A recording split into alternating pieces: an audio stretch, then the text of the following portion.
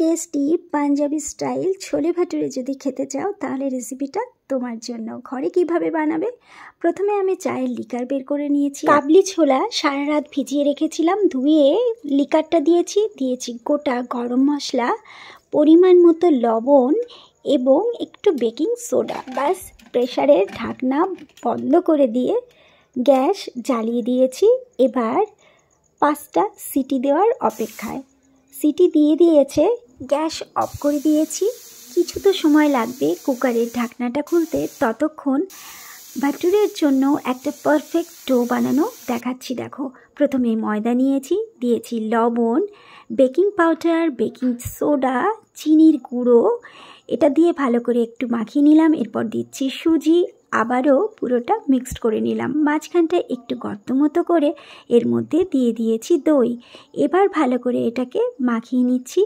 এবার একটু একটু করে জল দিয়ে সুন্দর একটা ডো বানিয়ে নিচ্ছি।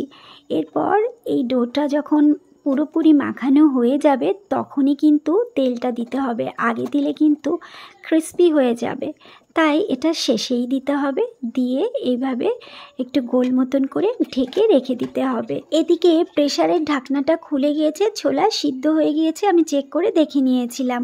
একটা মশলা করে নিয়েছি, আদা, রসুন, টমেটো, কাঁচা লঙ্কার। এরপর ভালোভাবে কড়াইয়ে তেলটা গরম করে পেঁয়াজ কুচিটা ভালো করে ভেজে নেব। প্রথমে বাটা মশলাটা দিয়ে দিয়েছি কাশ্মীরি রেড চিলি পাউডার, হলুদ গুঁড়ো, ধনে গুঁড়ো এবং ছোলে মশলা। এরপর একটু কষিয়ে তার মধ্যে খানিকটা ছোলা দিয়ে ভালো করে হাতা দিয়ে ম্যাশ করে দিচ্ছি যাতে ছোলাটা গাঢ় হয়।